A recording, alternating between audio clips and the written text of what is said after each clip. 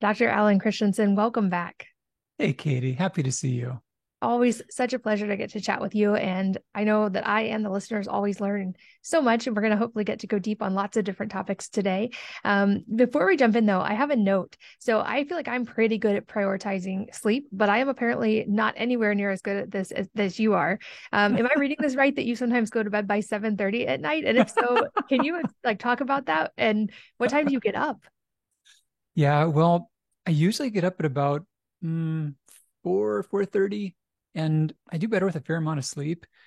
My schedule got pretty set as such many years ago. I our kids, our youngest at one point, he would leave home for school at like 7, and I don't know, I'm the cook in the house normally, and I love to be able to make him breakfast and make him lunch to send with him. So I got in the habit of getting my training day out of the way before 6. So I get up at 3 or 4 or something and get my training started and finish then. And I've kind of just stuck with that. And I don't know, I've thought about this, we've got a certain number of hours that we've got to do stuff that are kind of non-negotiable, and then we've got like our discretionary hours.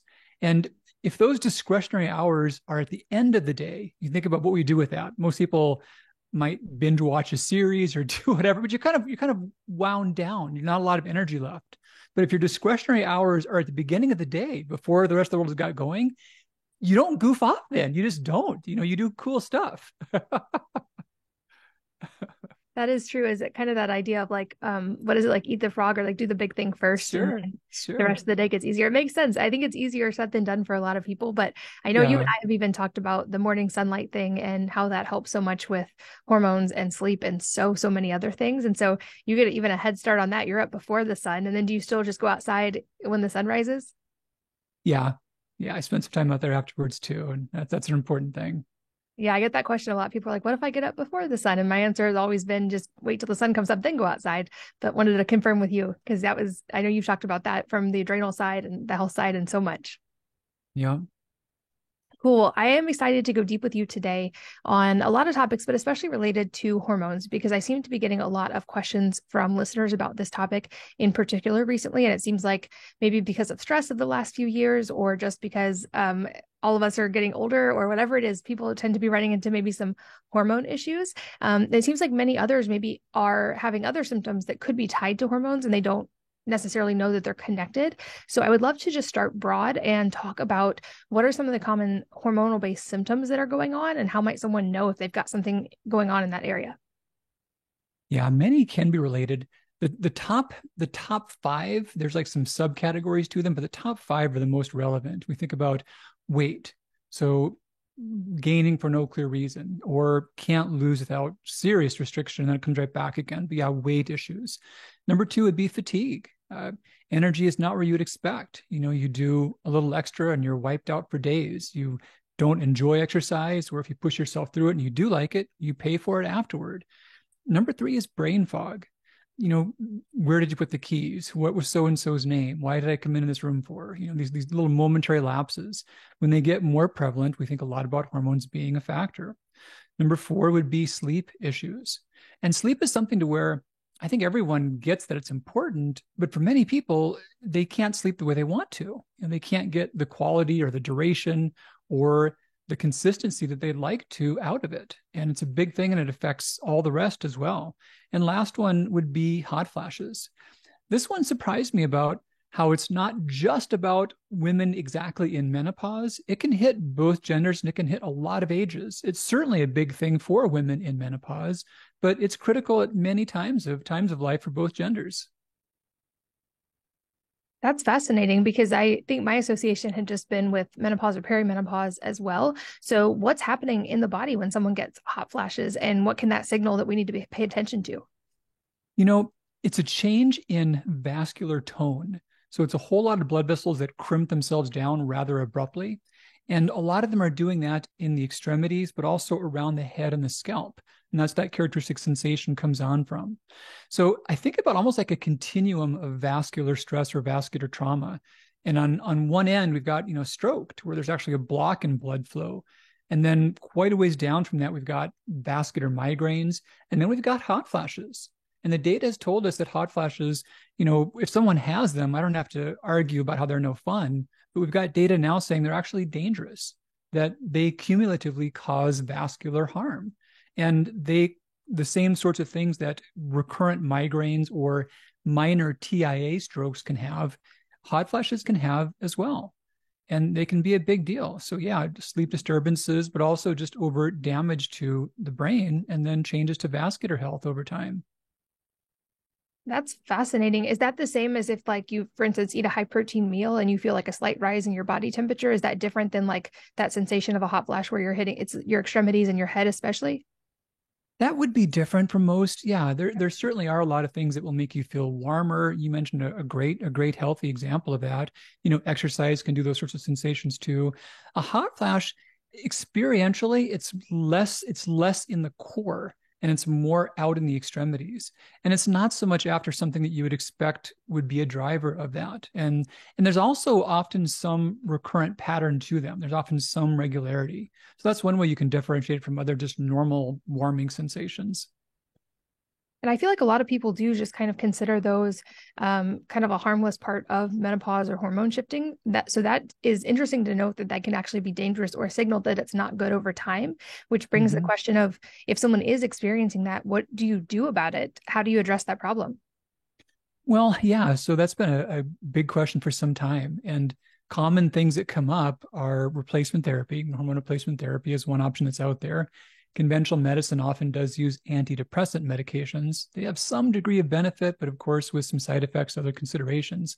But I think more and more about, how can you help the body work by itself and how can it work naturally? And there are some to where they interventions are totally appropriate and they can be good candidates for that. But thankfully, there are a lot of ways in which the body can remedy itself. As a generalization, there's how much hormone we have in circulation. And with hot flashes, we're talking a lot now about estradiol and testosterone specifically. So part of it is just how much of it is there, but a bigger part is how we use what is there. This might be a dumb or a dated analogy, but I think about like a pinball game. There's the little ball, and there's whether you got the ball on the table or not, but there's how you keep the ball in play and whether it's still moving around right or not.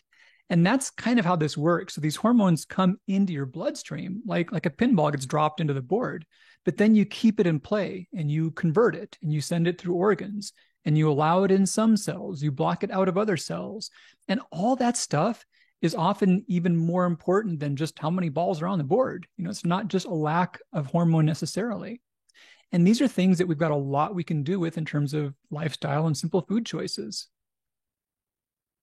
And I definitely want to get into those, especially specific foods for specific things. But also, as kind of background for this, I know it's pretty well known that hormones do change throughout our lifetime for women throughout each month, and certainly as we age. But why are hormones changing? And I love your point about that a lot of the times these things can be addressed without needing more severe interventions like pharmaceuticals. And I know you often also talk about how most things in the body can resolve even on their own. But why are these changing in the first place? And why does it seem like maybe they're changing more rapidly than they have, for instance, in the past?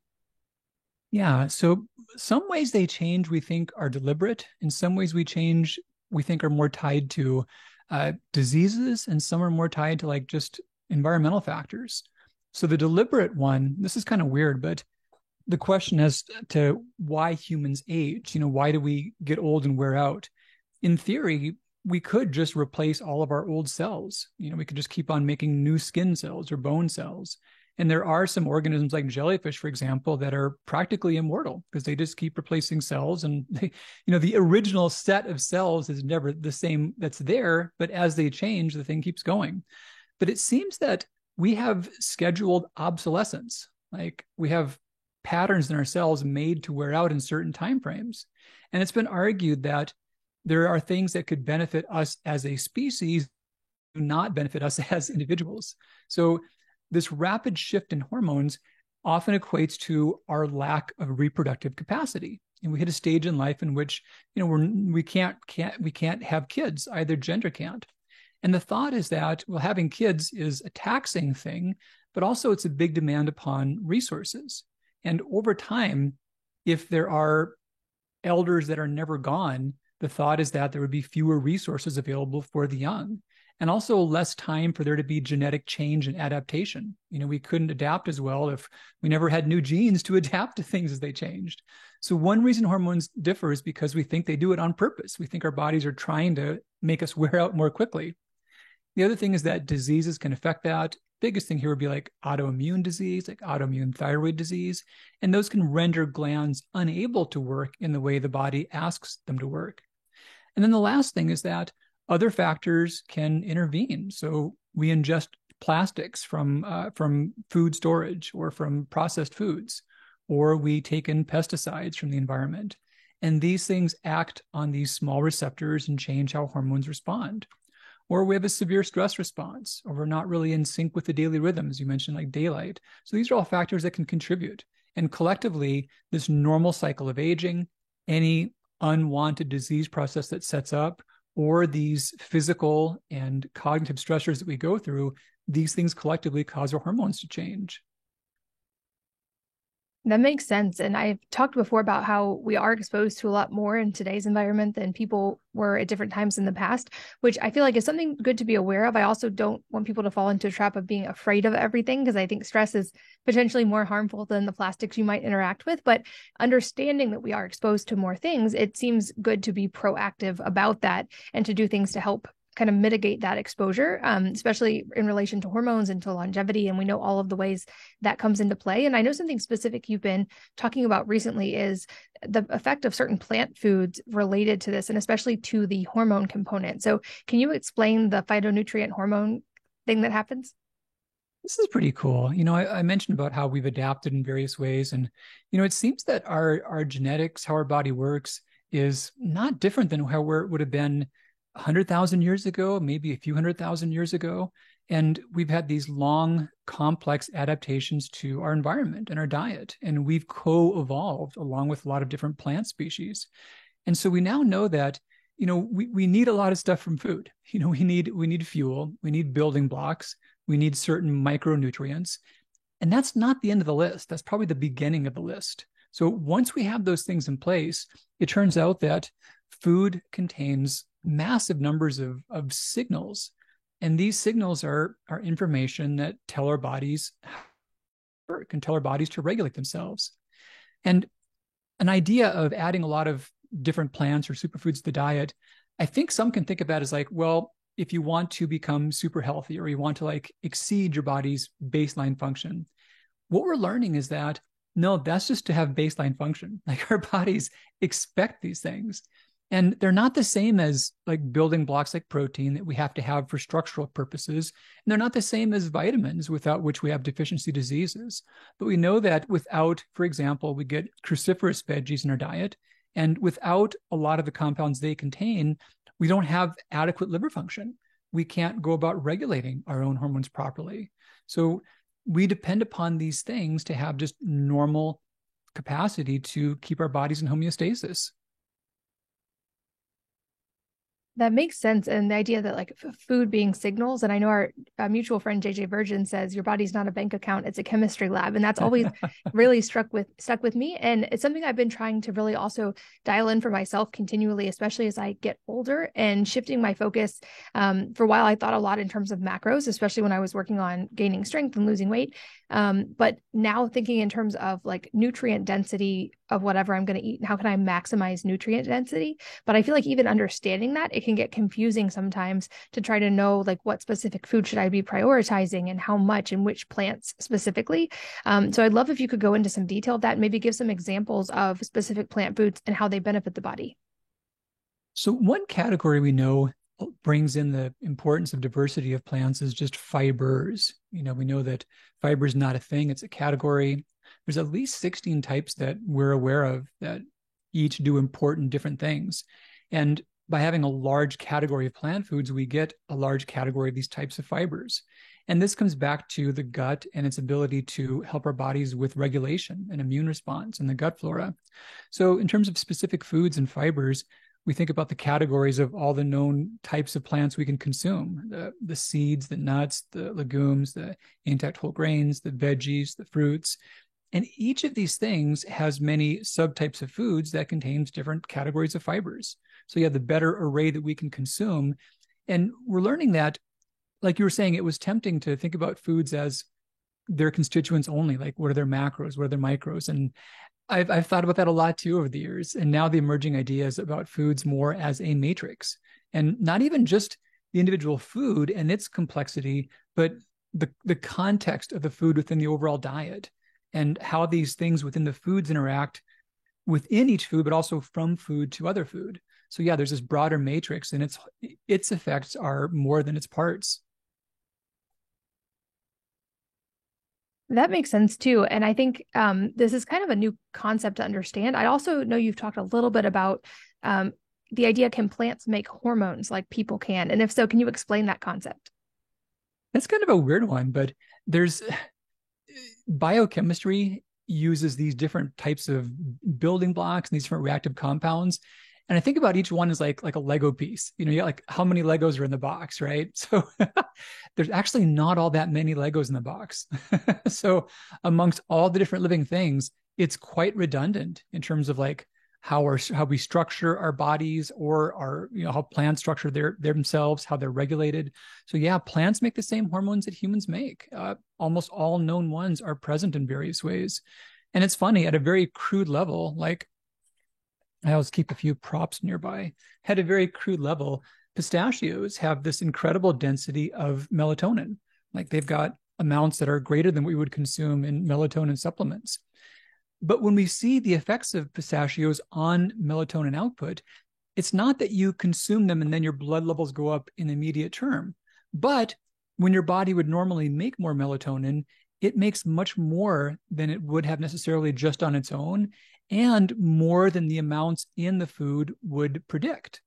So yeah, they're actually present in foods, many hormones are, but their effects upon us aren't just that crude. It's not just like you're eating a hormone per se, but when you ingest that, your body will make more or less of its own. It might even do it at different timing, and it's in greater amounts than you would find in the food itself.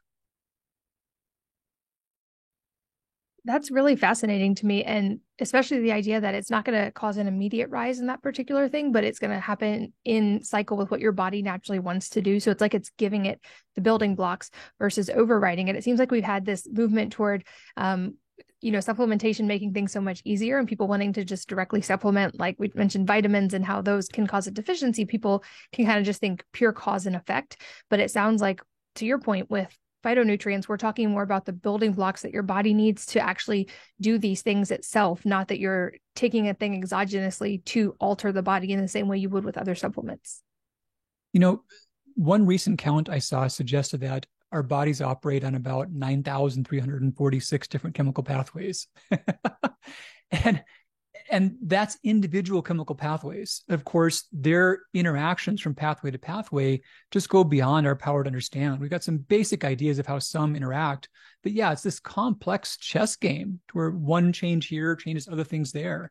And it's easy for us to think, oh, if someone in this state has this thing low, we want to make that thing higher again and reach in and like tweak or hack or change that thing.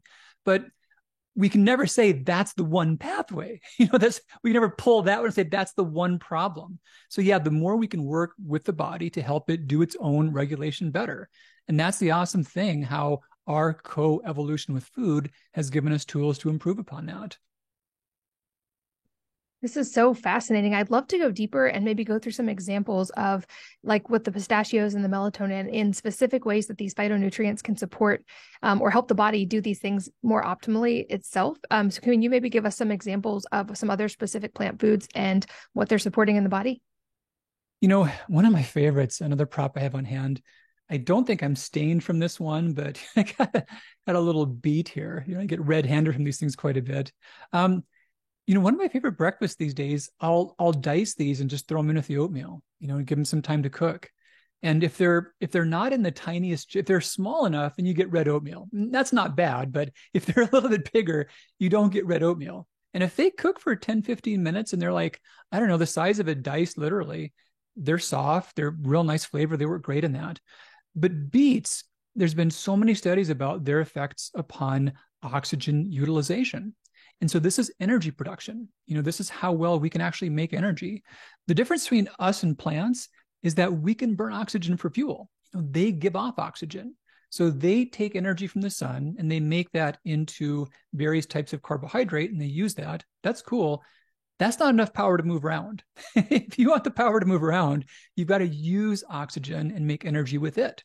And so beets contain phenolics that have been shown to raise our oxygen capacity by 27% in a matter of just a few weeks. And this is something to where endurance athletes have known about this for quite a while and they've really gotten into it. There's all kinds of beet products, many large high quality studies showing that beets make a huge difference. But now researchers are realizing that, hey, this is not just taking an athlete from here to here.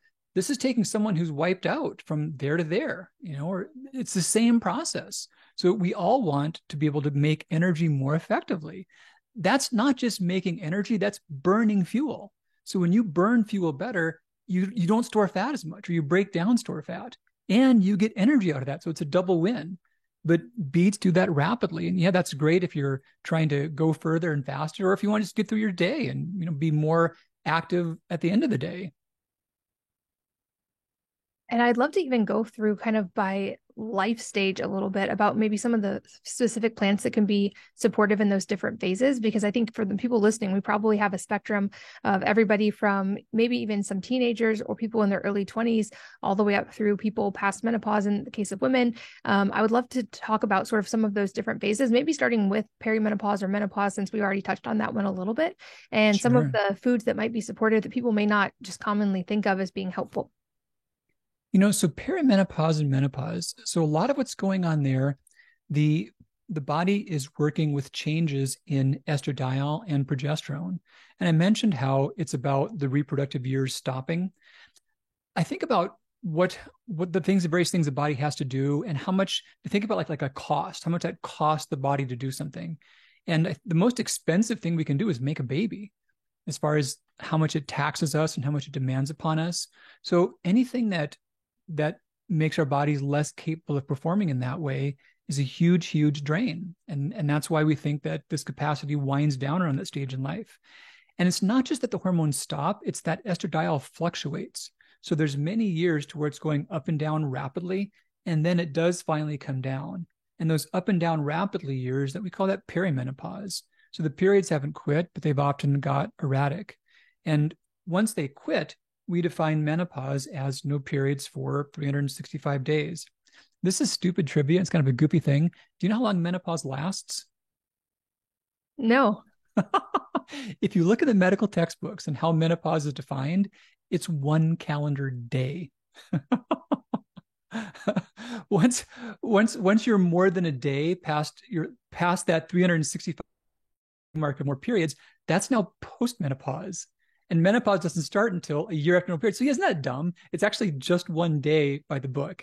But the relevant thing is, of course, the experience. And the experience is all the way from perimenopause to post. So what's going on is estradiol is going all over the place. And the adrenals make a backup estrogen called estrone. And if it's smooth sailing for them, they can make estrone in ways that complement, but don't overlap with this changing estradiol.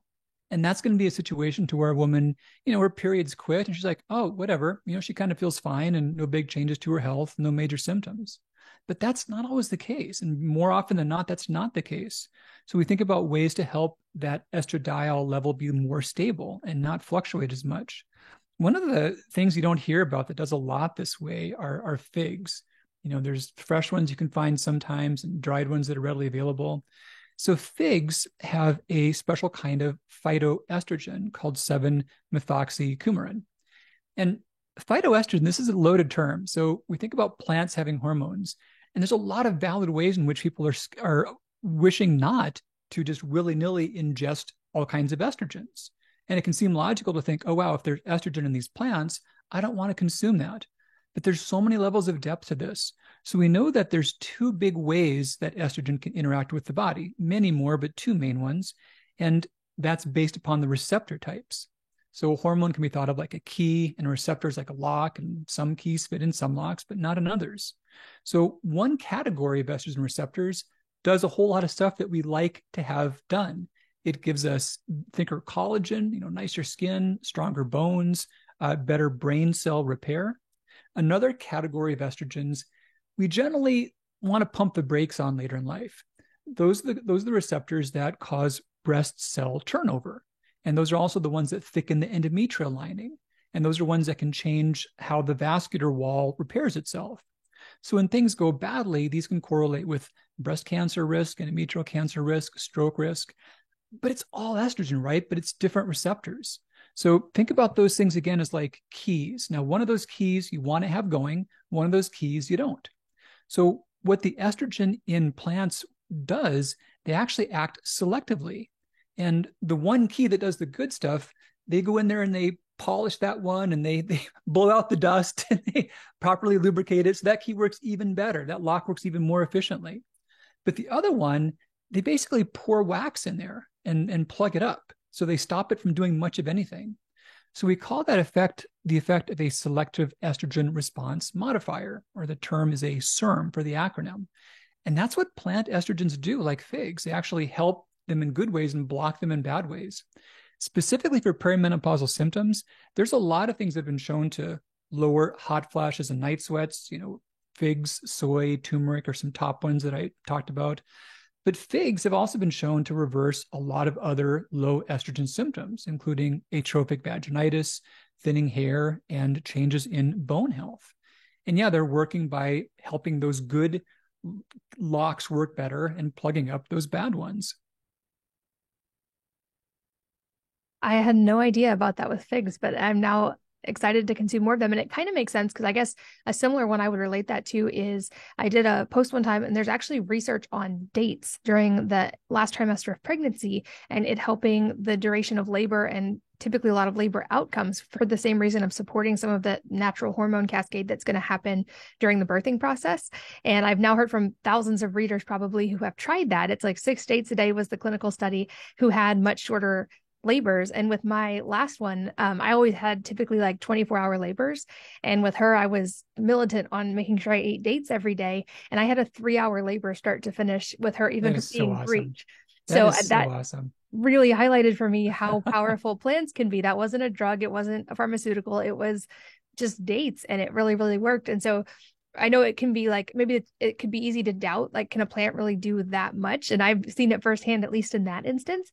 What about for women who are still having a monthly cycle? Are there foods that can be supportive in general and or at different points during the cycle with the hormone cascades that are happening? Yeah, for sure. One that I talked about too is the simple thing is walnuts. So these have a unique compound called walnut oligopeptides. And what happens is that how we regulate the hormones during the menstrual time is mostly about how well we eliminate hormone byproducts. So that's a time in which we're releasing hormones from the ovaries and the adrenals. They move throughout the body, and then the liver's got to chew them up and get rid of them. And it basically packages them up with inert amino acids, sends them along their way, but that doesn't always work the way it should. And so what walnut oligopeptides do is they help the body with the production of those conjugating proteins. I think about it like your liver is basically putting fuzz on Velcro so it won't stick anymore. Like if you get like cotton or something on it, that's what this does. So the oligopeptides put more fuzz on those compounds so they're now properly conjugated. And then they can leave the body. When the liver doesn't conjugate the things right, they still get sent to the intestinal tract, but they come right back in and the body reabsorbs them. It's called enterohepatic recirculation or retoxification. And the hormones can act like toxicants in that case because you get double dosed, not just with them, but with their byproducts. But compounds like walnut oligopeptide can prevent that from happening. Wow, which makes me wonder, are there any other foods that also support the liver? Because most people probably are aware of how important our liver is. And I also know, for instance, that non-alcoholic fatty liver disease seems to be very much on the rise right now. And liver health being so connected to so many aspects of health. And like you just explained, hormones. Are there any other foods that are especially supportive of the liver? Yeah, for sure. It's a great question. So a category of plants that has some of the best effects, this is one we don't hear about a lot, but the family is called Apiaceae. So Apiaceae.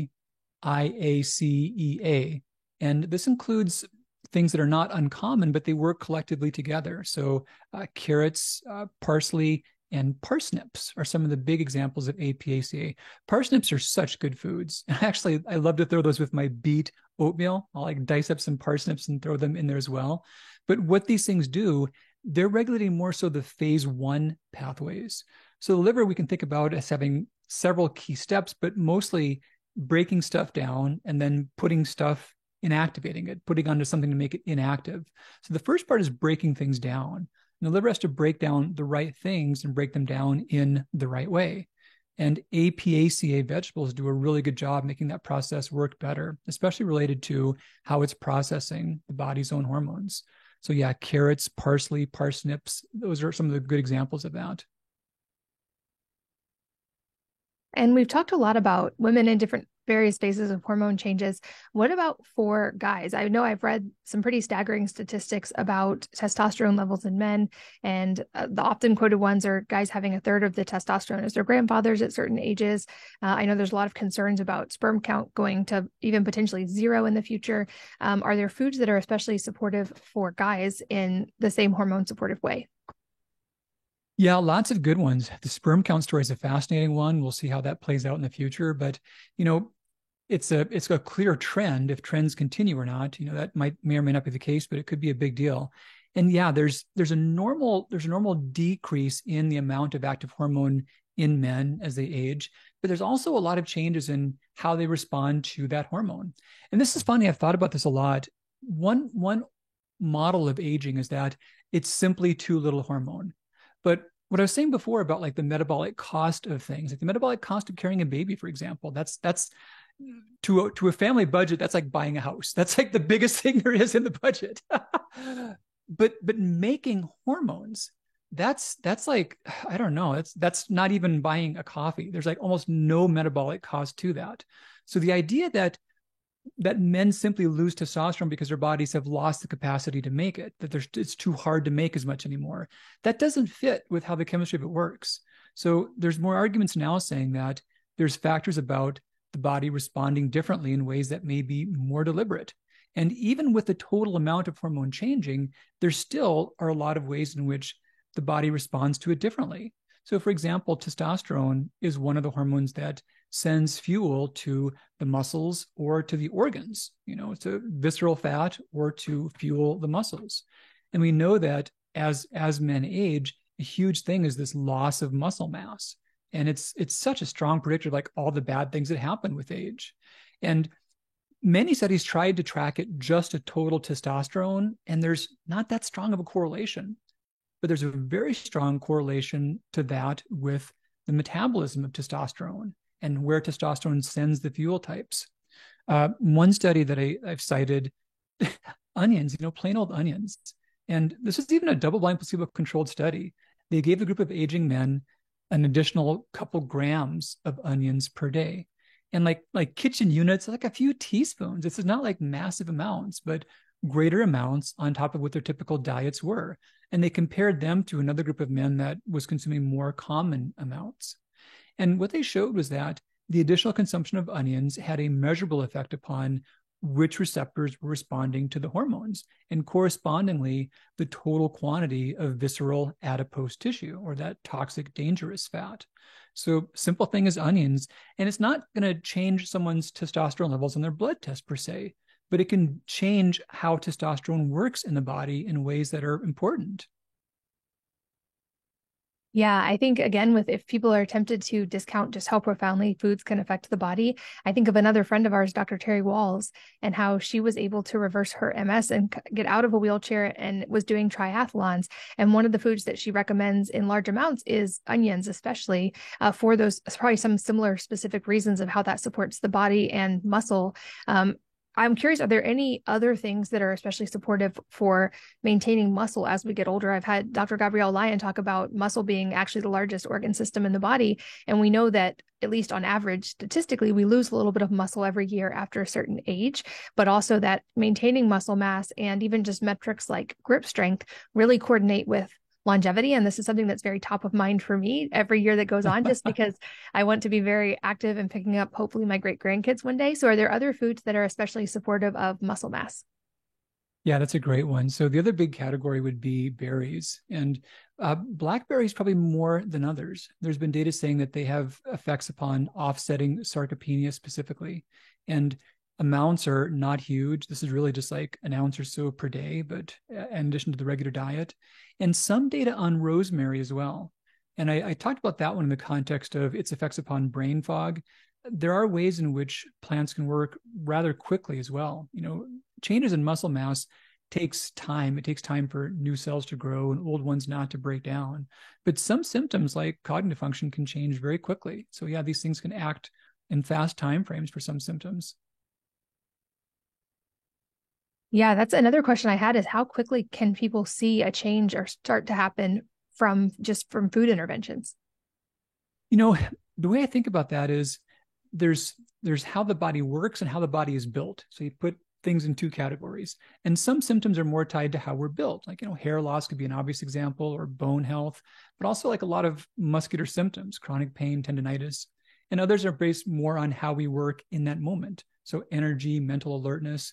Now, the things over here, how quickly they can change is a function of how quickly new cells replace old cells.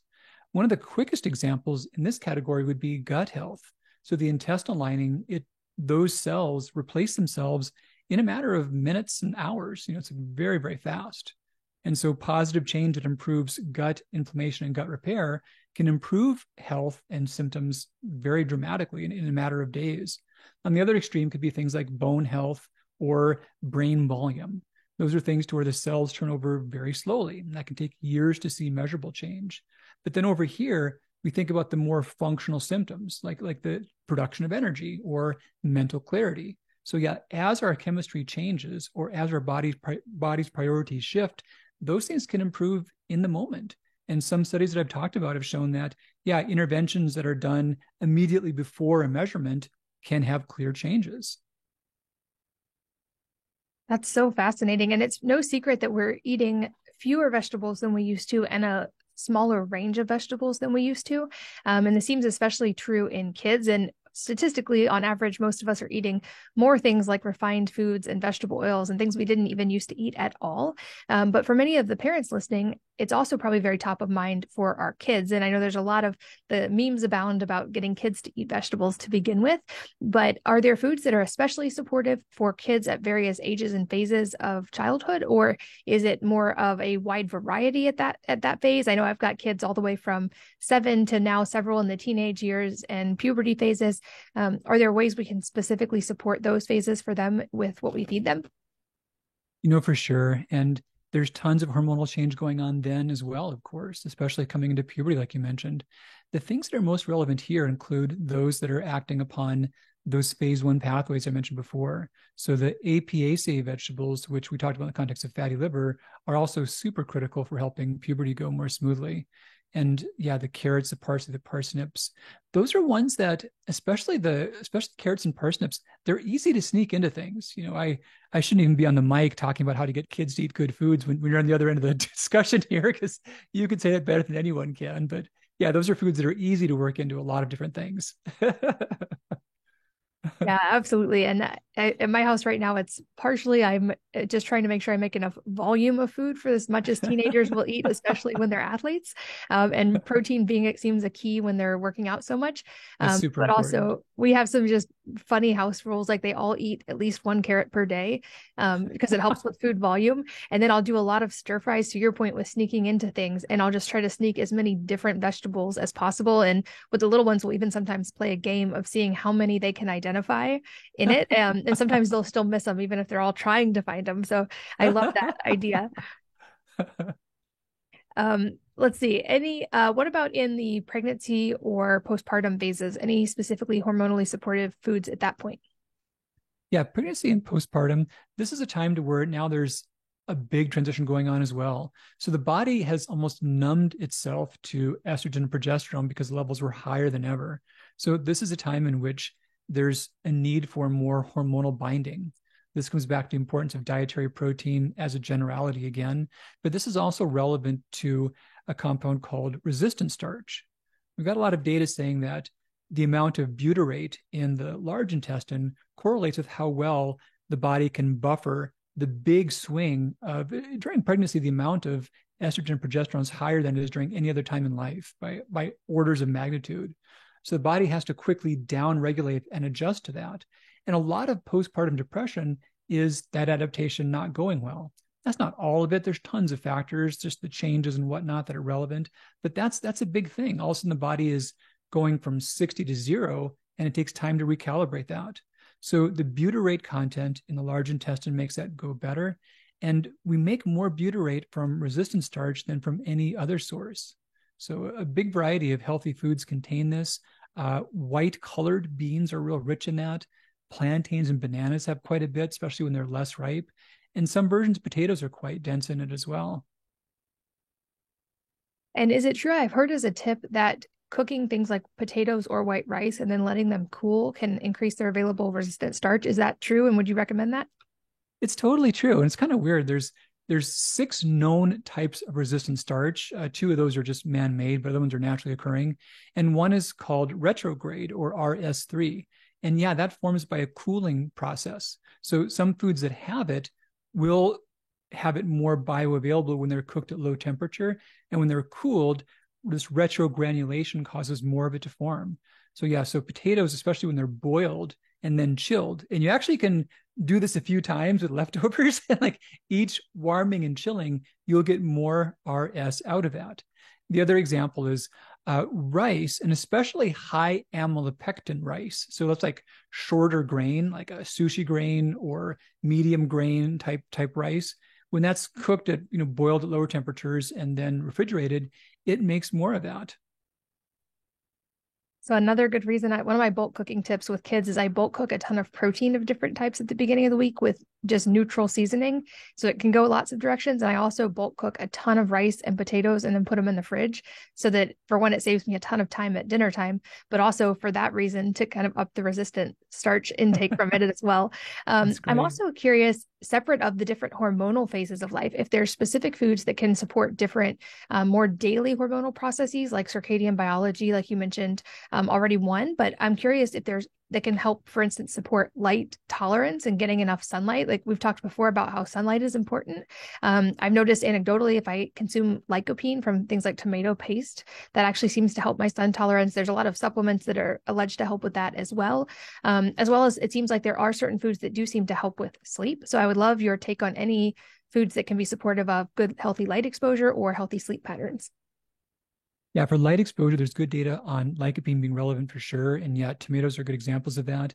This is something to where this comes up a lot to where we'll find a phytonutrient doing something in foods, and then that'll spawn some studies on that isolate in supplements, and it doesn't always work the same way.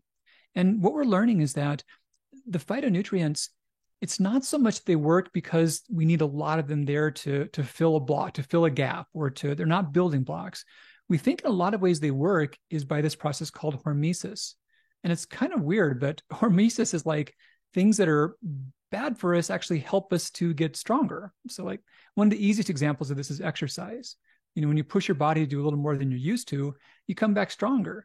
Now, it's quite dose specific. If I were to take this piece of paper and, do repetitions of lifting it, it's not going to do much. There's no challenge here. Or if I took like 100-pound block, which might be okay for some guys, that would probably tear my shoulder, right? So it's all dose specific. And we find that these phytonutrients, they're actually things that plants make as defenses. They're naturally occurring plant defenses. And if we could purify them and consume them in massive quantities, there's no question they would be poisonous, like fatally poisonous. But the amount that we find in plant foods and in the context of those foods, they make our bodies stronger. So like glucosinolate in broccoli, that's an insecticide that broccoli makes. But that speck of it that we get in broccoli, when that passes our liver thinks, oh, wow, this might not be a safe day. Got to up my game. I got to get a little stronger here and work a little bit harder. So yeah, that's how they tend to be more effective. And things that specifically act upon sleep pathways. I mentioned the pistachios as one. One that's had some good research is actually black cherries. Now, this is fascinating. They are a dense source of melatonin, not all that much though.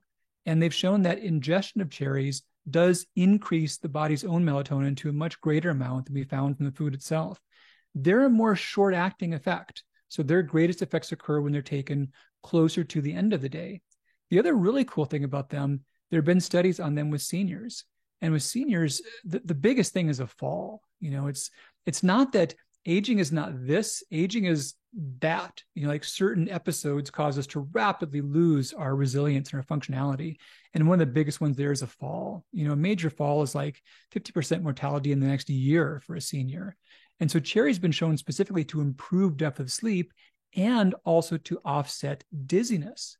And that's a tricky thing to balance. Any sleep aid you can think of, it's going to make someone loopy and dizzy and more apt to fall. But cherry's not at all the opposite. Well, and your explanation to me makes a really strong case for eating a wide variety of foods and getting as much as possible from foods, even if you do still end up needing to, for instance, take magnesium or something specific when working with a practitioner. But well, yeah, and super briefly, so like vitamins and minerals are not working via hormesis. Those are things we do need as building blocks, as cofactors. They're not like a grain in an oyster shell. They're not stimulating response. They're part of a mechanism. But these things in plant foods, yeah, it's a whole different set of quantities we're thinking at. And the amount in food is what we need. So varied plant sources. And it also, I would guess, is a response to a common objection that I see circulating right now online of people who are choosing not to consume any fruits or vegetables and saying that all plants contain toxins. And it sounds like what you're explaining is that is technically true. And that's actually a good thing when we get them from plants. I'm just making sure I understand. You totally nailed that. It's true. And yeah, those are toxins that are good for us. There's mountains of data on that. Yeah, there's so many things that are unclear in nutrition or epidemiology, but the idea about more plants in the diet being beneficial, that couldn't be more clear. There's just massive data sets on that. And we know about the relevance of the gut flora. One thing I've said is that if your diet is devoid of plants, you're taking antibiotics. You're killing your gut flora on a daily basis because nothing else feeds it. Wow, that's when you think of it that way, that makes a really profound case for consuming a wide variety. And as you're talking of all these foods, I'm already making like warm salads in my head of ideas I can put them all together for dinner. Another just very self-serving question I'm curious to ask: are there any foods that are specifically supportive for athletes? I know that you're a very active person as well. All my kids are now very active, and I'm trying to run a pentathlon for the first time. So, that's any cool. foods that can help me out? There's so many good ones. I did mention beets before. They've got the most research. Probably the number 2 would be oats. There's been a lot of data about specific effects upon offsetting fatigue, increasing VO2 max. Probably number 3 would be almonds. And one really good data was on cyclists, and it was comparing almonds against an isocaloric isomacronutrient food isolate, basically. So the exact same calories and macronutrients, but not from that same food matrix. And yes, immediate effects upon performance. So yeah, beets, oats, and almonds. But beets are phenomenal. They're so powerful. Beet juice can work as well. And this comes down to nitric oxide pathways, we think. All right. Well, note to self, adding more beets and figs and all kinds of things to my diet soon. And then I want to make sure we have time for a few last questions I love to ask. I know that you are working on a project and about to release that's very supportive of a lot of these things that we've talked about. Can you give us some background on that and explain where people can find it?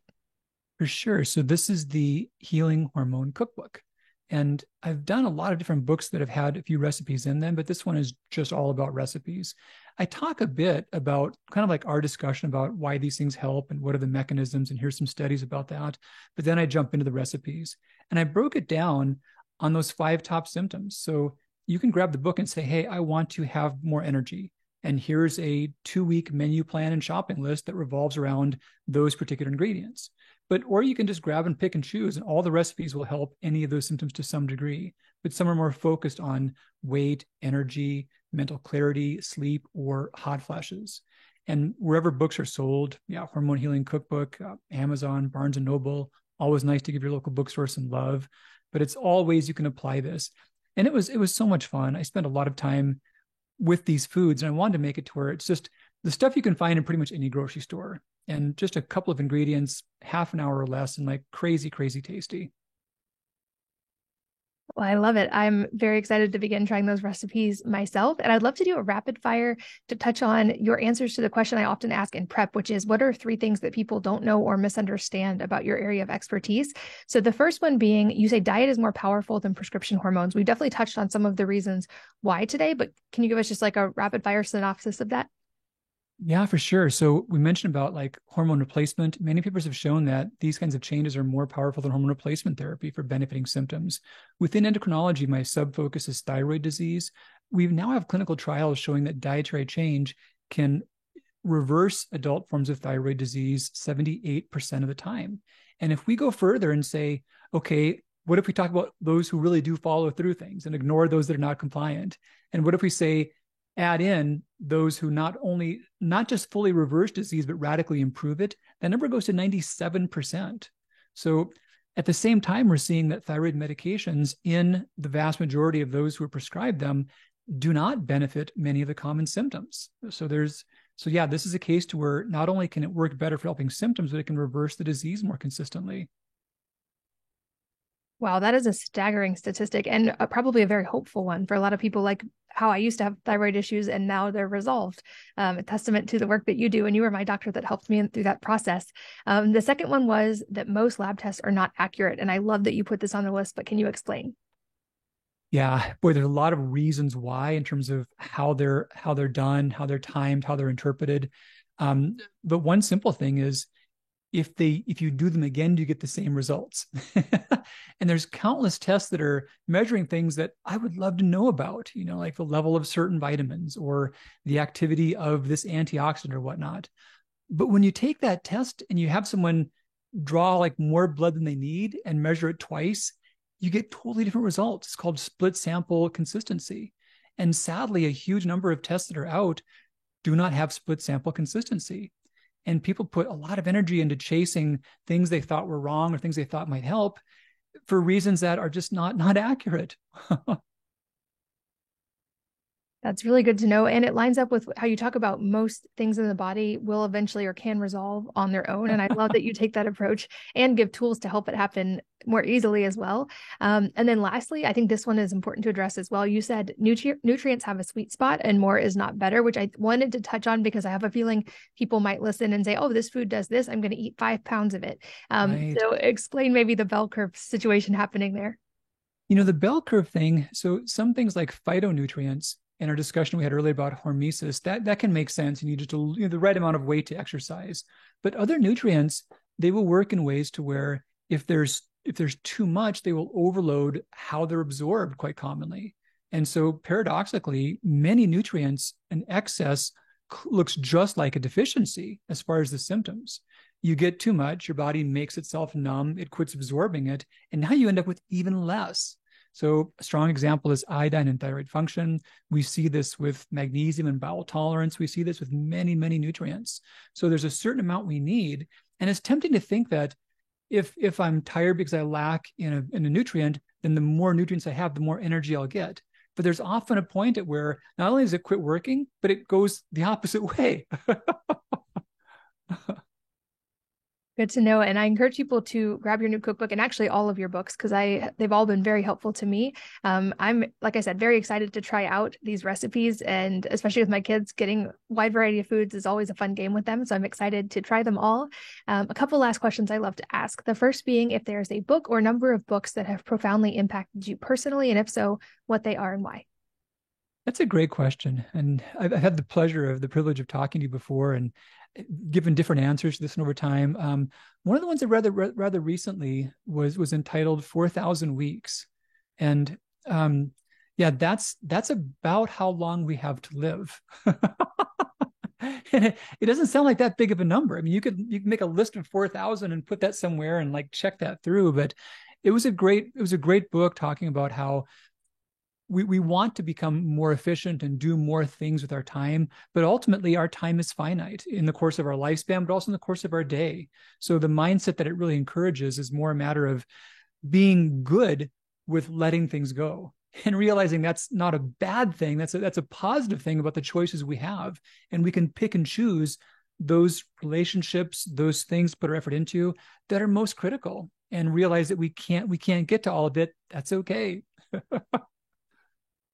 I love it. I will link to that in the show notes as well as to your book so people can find it and to your website so people can keep learning from you. Lastly, any parting advice for the listeners that could be related to something we've talked about or entirely unrelated life advice? Something that inspired me when I first decided I wanted to go into medicine was the idea that our bodies are always repairing themselves. When you and I talked about how quickly symptoms can change and how some cells repair faster than others, nothing is with us permanently. There's a saying how you can't put a stick in a river twice. Once the stick goes back in, it's kind of like a different river. We're like that. It's slower, but it happens. So please know that wherever you are in your health journey, that things do change. And if you're listening to Katie's advice and following some of these types of things, they can change for the better for you in radical ways. Katie and I have seen so many examples ourselves and in those that we talk to where that change is just unexpected and radical, and someone might have given up hope for a long time. So just know that things are possible. Things can do better, and don't give up on that, and keep with it. I love it. I think that's a perfect place to wrap up for today. But as always, I hope we do more rounds in the future. And Alan, thank you so much. It's always such a joy to talk to you. Likewise. I love all your work, and everyone, yeah, just keep following Katie. Oh, thank you. And thanks as always to all of you for listening and sharing your most valuable resources, your time, your energy, and your attention with us today. We're both so grateful that you did. And I hope that you will join me again on the next episode of the Wellness Mama podcast.